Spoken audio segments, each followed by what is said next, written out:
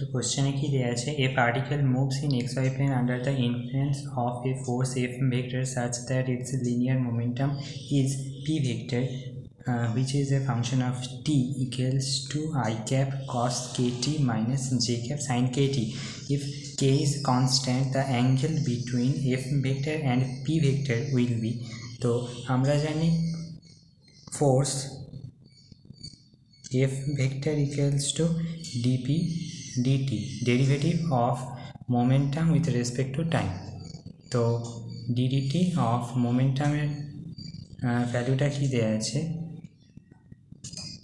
I cap cos kt minus j cap sin kt. তো এখান থেকে হবে মাইনাস কে বাইরে চলে আসবে, sin kt I cap minus cos kt, কেটা বাইরে চলে আসবে আর j cap। তো আমাকে বলেছে ফোর্স আর মোমেন্টামের মধ্যে অ্যাঙ্গেল। তো যখন অ্যাঙ্গেল বের করতে বলবে তখন আমরা কি করব, F vector dot P vector equals to F vector তার মডিউলাস ভ্যালু, পি ভেক্টর তার modulus value cos theta, F vector আর পি ভেক্টর ডট প্রোডাক্ট, দেন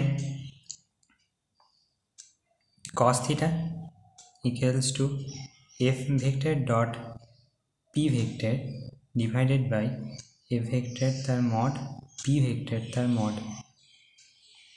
f vector dot p vector কত হচ্ছে, দুটো ভেক্টরের যখন ডট প্রোডাক্ট বের করতে বলবে তখন i cap R j cap এর টার্মসে যদি দেওয়া থাকে তো আমরা ডাইরেক্ট কোএফিসিয়েন্টগুলোকে মাল্টিপ্লাই করতে পারবো।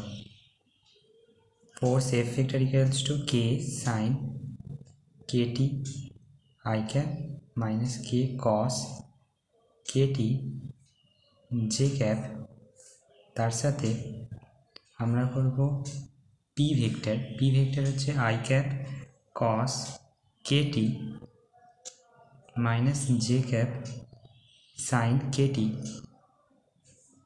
divided by f vector তার মডিউলাস, p vector তার মডিউলাস। তো এটা কত হচ্ছে মাইনাস k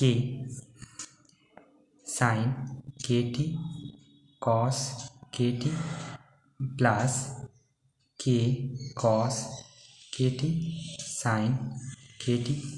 তো এটার ভ্যালু 0 চলে আসছে, তাহলে cos থিটা ইকুয়ালস টু 0। তো এখান থেকে বলতে হবে থিটা ইকুয়ালস টু 90 ডিগ্রি। এটাই আমাদের ফাইনাল অ্যান্সার। Thank you.